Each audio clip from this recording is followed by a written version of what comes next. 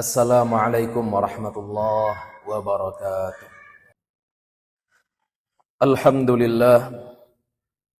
Alhamdulillahilladzi nahmaduhu wa nasta'inuhu wa nastaghfiruh wa na'udzu billahi ta'ala min shururi anfusina wa min sayyiati a'malina. May yahdihillahu fala mudilla lahu wa may yudlilhu fala hadiya lahu. Ashhadu an la ilaha illallah wahdahu la syarika lah. Wa ashhadu anna sayyidana wa maulana Muhammadan abduhu wa rasuluh. Allahumma salli wa sallim wa barik ala hadhan nabiyyil karim. Nabiyyina Muhammadin wa ala alihi wa sahbihi wa man tabi'ahum bi ihsanin ila yaumiddin. فيا أيها الحاضرون أوصيكم ونفسي بتقوى الله فقد فاز المتقون واسمعوا قول الله تعالى في كتابه الكريم أعوذ بالله من الشيطان الرجيم بسم الله الرحمن الرحيم يا أيها الذين آمنوا اتقوا الله حق تقاته ولا تموتن إلا وأنتم مسلمون صدق الله العظيم. Ma'asyiral muslimin, bapak-bapak, saudara-saudara sidang jamaah Jumat yang dimuliakan Allah. Pertama dan yang paling utama sekali, marilah kita sama-sama memuji Allah Subhanahu wa ta'ala atas segala nikmat yang Allah berikan kepada kita, baik itu nikmat lahir maupun nikmat batin. Allah Subhanahu wa ta'ala berikan kepada kita kesehatan, kesempatan, kelapangan, dan Allah juga berikan kepada kita kemudahan, ringannya hati kita untuk memenuhi panggilan Allah, untuk taat, untuk tunduk.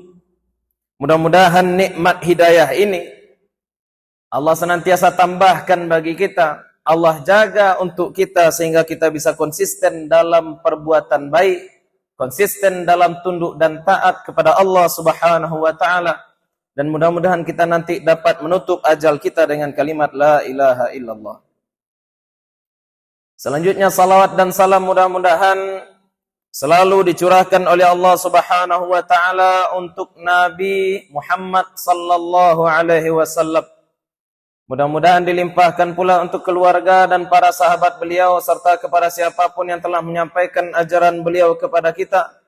Mudah-mudahan kita, keluarga kita, anak cucu kita semuanya tetap berpegang teguh kepada apa yang telah dibawa oleh Nabi Muhammad sallallahu alaihi wasallam, sehingga nanti di akhirat kita bisa dibangkitkan bersama-sama dalam barisan umat beliau dan mendapatkan syafaat dari beliau. Bapak-bapak, saudara-saudara sidang jamaah Jumat yang dimuliakan Allah. Selanjutnya juga khatib menyampaikan pesan yang tidak boleh ditinggalkan ketika sholat Jumat akan dilaksanakan. Apa itu? Marilah kita sama-sama memperbarui rasa takwa kita kepada Allah Subhanahu wa ta'ala. Di dalam khutbah Jumat, kalau tidak ada wasiat takwa, maka khutbah tidak sah. Kenapa? Karena sholat Jumat, kalau kita kembalikan kepada asal katanya, jamaah, berkumpul, bersatu, bergabung. Bersatunya kaum muslimin itu memang spiritnya adalah spirit ketakwaan kepada Allah Subhanahu wa ta'ala. Ya ayyuhalladzina amanu taqullaha haqqa tuqatih. Wahai orang-orang yang beriman, bertakwalah kepada Allah sebenar-benar takwa. Kata Allah Subhanahu wa ta'ala di surat Ali Imran ayat 102. Kalau kita lanjutkan kepada ayat-ayat selanjutnya, ternyata memang benar. Ketakwaan itu kemudian Allah lanjutkan dengan pesan-pesan ukhuwah. Pesan-pesan bagaimana kita bisa merajut persaudaraan dan persatuan, terutama di antara kita kalangan kaum muslimin. Bagaimana kita mau menumbuhkan ukhuwah tadi? Kita harus paham bahwasanya kita memiliki kesamaan. Kalau kita semua ini adalah orang-orang yang berjalan, kalau kita ini adalah salik, maka tujuan kita tidak lain tidak bukan adalah kepada Allah Subhanahu wa ta'ala. Lalu bagaimana caranya? caranya memang berpegang dengan tali Allah. Wa'tasimu bihablillahi jami'a. Berpeganglah kamu dengan tali Allah seluruhnya, wala tafarraqu, dan jangan kamu bercerai-berai. Kalau mau kita kembangkan pemaknaan bercerai-berai, maka kita juga akan kaitkan hal ini dengan sunatullah. Adanya perbedaan. Sebelum Islam datang ke Madinah, maka orang-orang Madinah ketika itu terlibat dalam perseteruan kesukuan. Ada suku Aus, ada suku Khazraj. Mereka sudah muak dengan pertikaian-pertikaian tersebut. Maka kemudian Islam datang, Nabi SAW hijrah ke Madinah, maka pertikaian antara suku Aus dan suku Khazraj tidak temukan lagi. Makanya Allah Subhanahu wa taala katakan, "Wadhkuru ni'matallahi 'alaikum." Ingatlah nikmat Allah atas kamu, idz kuntum a'da'a. Ketika kamu bermusuh-musuhan, fa'allafa baina qulubikum. Kemudian Allah lunakkan, Allah tautkan antara hati-hati kamu, fa asbahtum bi ni'matihi ikhwana. Maka dengan nikmat Allah tadi, apa nikmat Allah? Nikmat keimanan. Nikmat datangnya Nabi SAW ke Madinah. Allah tautkan hati suku Aus dan suku Khazraj. Kemudian datang kaum Muhajirin dari Makkah ke Madinah. Allah pun menautkan hati antara kaum Ansar dan kaum Muhajirin. Mereka semua menjadi saudara. Bagaimana persaudaraan mereka itu dirajut? Persaudaraan itu dirajut atas dasar keimanan kepada Allah Subhanahu wa taala. Maka ini sebenarnya adalah persaudaraan yang paling tinggi. Persaudaraan yang didasarkan kepada iman. Persaudaraan karena kita sama-sama menyembah Allah yang satu. Karena kita sama-sama mencintai dan mengikuti Nabi yang satu, Nabi Muhammad SAW. Persaudaraan macam ini lebih kuat daripada hubungan darah. Karena kita juga temukan di dalam Al-Quran ketika Nabi Nuh protes kepada Allah Subhanahu wa taala, kenapa anaknya yang merupakan keluarganya tapi tidak diselamatkan oleh Allah Subhanahu wa taala? Allah Subhanahu wa taala katakan, innahu laisa min ahlik. Anakmu itu bukan keluargamu. Secara genetik boleh jadi dua orang manusia itu terhubung, sama darahnya, sama gennya, akan tetapi belum tentu keimanannya sama. Belum tentu hubungan spiritualnya dengan Allah terkoneksi. Sehingga bagaimana? Innahu laisa min ahlik. Tidak begitu kuat hubungan darah. Sekuat bagaimana kaum muslimin diikat dengan persaudaraan atas dasar keimanan. Maka di sini terkait perbedaan itu sebenarnya tidak menjadi persoalan. Yang dipersoalkan di dalam Al-Quran kemudian adalah tafarruq. Wala tafarraqu. Jangan kamu berpecah belah. Jangan kamu bercerai-berai. Kita mengetahui perpecahan, pertikaian barangkali ada bahkan di tengah-tengah kaum muslimin sendiri. Bagaimana kita tetap bisa merajut ukhuwah? Sebenarnya caranya adalah dengan saling menghargai saja. Sejak masa sahabat dulu, ketika Nabi SAW masih hidup pun, kita sudah temukan riwayat-riwayat yang menyatakan bahwasanya ternyata para sahabat itu tidak selalu satu kata, tidak selalu seragam dalam berpendapat ataupun dalam beramal. Imam Al-Ghazali meriwayatkan di dalam kitab beliau Ihya Ulumuddin, dalam pembahasan adab tilawatil Quran, adab-adab membaca Al-Quran. Nabi lewat di hadapan Abu Bakar As-Siddiq dan Sayyidina Abu Bakar As-Siddiq ketika itu membaca Al-Quran dengan suara pelan, dengan suara sir. Ditanya oleh Nabi SAW, apa jawab Abu Bakar As-Siddiq? Innal ladzi unajihi yasma'uni.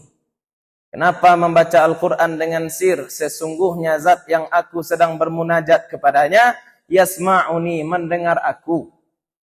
Tak perlu keras-keras pun Allah itu maha mendengar. Itu kira-kira jawaban Sayyidina Abu Bakar As-Siddiq. Tapi ketika Nabi SAW lewat kepada Sayyidina Umar bin Khattab, ternyata Sayyidina Umar membaca Al-Quran dengan suara lantang. suara keras, membaca Al-Quran dengan jahar. Ketika ditanya oleh Nabi SAW, apa jawab Umar bin Khattab? Tanbihan lil hasanan wa tasjiran lil syaitan. Kenapa membaca Al-Quran dengan suara keras? Yang pertama untuk membangunkan atau membangkitkan orang-orang yang lalai, membangkitkan semangat dalam membaca Al-Quran. Yang kedua untuk apa? Tasjiran lil syaitan, untuk mengusir setan pula. Ada sudut pandang, ada landasan. Kenapa bisa berbeda para sahabat dahulu? Makanya kalau misalkan kita temukan saat ini para ulama misalkan, apakah itu dari kalangan salaf, sebagaimana terjadi para imam-imam mazhab. Ada mazhab-mazhab banyak dahulu, ada mazhab yang 4 yang mu'tabar dan masih dipakai sampai sekarang, ataupun mazhab-mazhab yang barangkali tidak bertahan sampai sekarang, seperti mazhab Imam Laits, mazhab Imam Sufyan dan seterusnya. Ini adalah perbedaan yang merupakan sunatullah. Makanya kalau misalkan kita ingin bersatu, bersatunya bagaimana? Dengan tali Allah. Bagaimana tali Allah itu? Salah satu menegakkan tali Allah itu adalah dengan amar ma'ruf nahi mungkar. Disinilah kelembutan diksi yang dipakai oleh Allah Subhanahu wa taala ketika memerintahkan amar ma'ruf nahi mungkar. Lanjutan dari ayat ukhuwah tadi. Apa kata Allah? Wal takum minkum ummatun yad'una ilal khairi wa ya'muruna bil ma'rufi wa yanhauna 'anil munkar. Hendaklah ada di antara kamu sekelompok umat. Apa yang dilakukan sekelompok umat ini? Yad'una ilal khairi, mengajak kepada kebaikan, wa ya'muruna bil ma'ruf, menyuruh kepada yang ma'ruf, wa yanhauna 'anil munkar, mencegah dari yang mungkar. Allah tidak memakai redaksi wa ya'muruna bil halal. Allah tidak memakai redaksi wa ya'muruna bil wajib. Allah memakai redaksi wa ya'muruna bil ma'ruf. Terkait larangan juga Allah memakai pilihan kata yang luar biasa, wa yanhauna 'anil munkar, mencegah dari yang mungkar, bukan mencegah dari yang haram.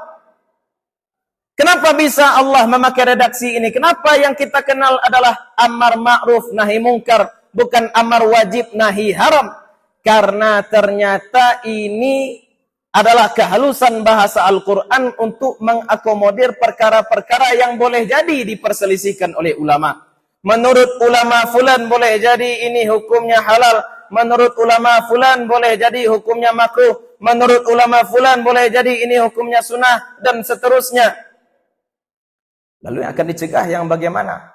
Yang akan dicegah adalah yang mungkar, yang akan disuruh, yang akan diajak adalah yang ma'ruf. Apa arti yang ma'ruf? Mastahsanahul urf. Sesuatu yang dianggap baik oleh uruf. Apa itu uruf? Kalau bahasa sekarangnya barangkali bisa kita bahasakan dengan common sense. Orang yang beragama Islam ataupun tidak beragama Islam tahu bahwasanya ini merupakan perbuatan baik. Orang yang belajar agama mendalam ataupun tidak begitu dalam mempelajari agama tahu bahwasanya ini merupakan perbuatan baik. Nah, itulah yang disebut dengan ma'ruf. Berbuat baik kepada tetangga, membantu orang yang sedang kesulitan. Yang mungkar juga seperti itu. Mungkar itu apa? Lawan dari ma'ruf. Sesuatu yang dianggap buruk bahkan oleh orang yang tidak memperadalami agama sekalipun. Tahu dia kalau ini adalah perbuatan buruk. Judi misalkan. Ini tahu orang semua. Judi itu tidak baik. Kenapa judi itu tidak baik? Karena memberikan efek kecanduan. Efek kecanduan itu bagaimana? Boleh jadi ini orang lupa nanti dengan pengeluaran-pengeluarannya karena begitu kecanduan. Apalagi zaman sekarang. Ketika sudah banyak yang terlibat dengan judi, apalagi judi online sekarang. Kemudian datang penyakit yang baru. Apa itu? Pinjaman-pinjaman. Karena tidak ada lagi cara lari dari judi kecuali dengan meminjam lagi. Gali lubang, tutup lubang. Ini orang-orang yang tidak mempelajari agama mendalam pun tahu bahayanya. Apalagi contohnya khamar. Orang yang tidak dalam pun mempelajari agama tahu khamar ini berbahaya. Kenapa? Karena manusia dimuliakan oleh Allah Subhanahu wa taala dengan akal pikirannya, dan khamar ini menghilangkan akal. Kalau manusia sudah hilang akalnya gara-gara tua, gara-gara khamar, bagaimana? Nanti tak ubahnya perilakunya, boleh jadi seperti hewan. Maka ini perlu dijaga, menjaga akal pikiran kita agar kita tetap mulia sebagai manusia.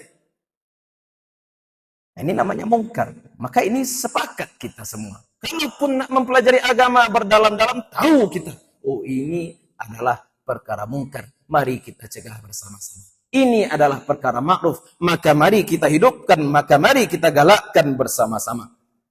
Maka dengan ini baru ukhuwah bisa terwujud. Bukan dengan membakar perkara-perkara khilafiyah yang semestinya kita harus saling menghargai. Bapak-bapak, saudara-saudara yang dimuliakan Allah, kita harus ingat, kaum muslimin ini kalau mau kita umpamakan seperti sapu lidi. Sapu lidi ketika bersatu maka ia bisa menyapu sampah. Tapi andai ada satu lidi dari gabungan lidi-lidi tadi patah, berpisah satu lidi tadi dari kumpulan lidi yang banyak, maka lidi tadi justru akan menjadi sampah. Maka ketika kita membahas tentang persatuan umat Islam, kita merujuk kepada apa yang disampaikan oleh Ibnu Abbas. Orang-orang yang bercahaya nanti wajahnya di hari kiamat. Siapa itu? Ahlus sunnah wal jamaah. Maka kita bersyukur kepada Allah Subhanahu wa taala atas nikmat hidayah. Kita ikuti Nabi sallallahu alaihi wasallam, kita ikuti ulama-ulama mu'tabar. Mayoritas ulama-ulama kita yang menunjukkan jalan untuk menuju Allah Subhanahu wa taala. Mudah-mudahan Allah jaga ukhuwah kita. Allah hidupkan ma'ruf di tengah masyarakat kita. Allah hindarkan pula kita dari perkara-perkara yang mungkar. Falhamdulillah wassalatu wassalamu ala sayyidina Muhammadin Rasulillah. Usikum bitaqwallah fa'tabiru ya ulil albab la'allakum tadhakkarun.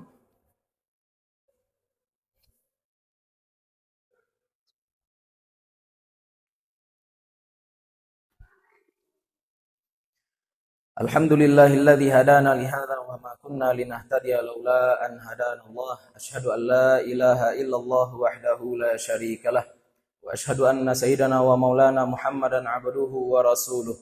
Allahumma salli wa sallim wa barik ala hadzal nabiyil karim wa ala alihi wa sahbihi wa man tabi'ahum bi ihsanin ila yaumiddin.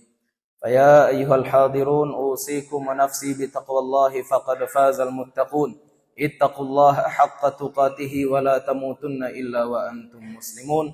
Wasma'u qaulallahi ta'ala fi kitabihil karim. A'udzu billahi minasy syaithanir rajim. Bismillahirrahmanirrahim. Wal 'ashr innal insana lafi khusr illa alladhina amanu wa 'amilus salihati wa tawasaw bil haqqi wa tawasaw bis sabr. Innallaha wa malaikatahu yusalluna 'alan nabi. Ya ayyuhalladzina amanu sallu 'alaihi wa sallimu taslima. Allahumma salli ala sayyidina Muhammad wa ala ali sayyidina Muhammad kama sallaita ala sayyidina Ibrahim wa ala ali sayyidina Ibrahim wa barik ala sayyidina Muhammad wa ala ali sayyidina Muhammad kama barakta ala sayyidina Ibrahim wa ala ali sayyidina Ibrahim fil alamin innaka Hamidum Majid. Allahumma ighfir lil mu'minina wal mu'minat wal muslimina wal muslimat al-ahya'i minhum wal amwat innaka sami'un qaribun mujibud da'awati ya qadiyal hajat. Allahumma a'inna ala dhikrika wa syukrika wa husni ibadatik. Allahumma aslihna wa aslih man fi salahihi salahul muslimin. Allahumma la tuhlikna wa ahlik man fi halakihi salahul muslimin. Allahumma a'izzal islam wal muslimin. Allahumma wafiqna wa wafiqil umara'a wal ulama'a lima tuhibbuhu wa tarda. Allahumma ansurna wansur ikhwanana al-mustad'afina fi kulli makan, khususan ikhwanana fi Palestin. Rabbana atina fid dunya hasanah wa fil akhirati hasanah wa qina adzaban nar. Ibadallah, innallaha ya'muru bil 'adli wal ihsan wa ita'i dzil qurba wa yanha 'anil fahsya'i wal munkari wal baghi. Ya'idzukum la'allakum tadhakkarun. Udhkurullaha yadhkurkum wa la dzikrullahi akbar.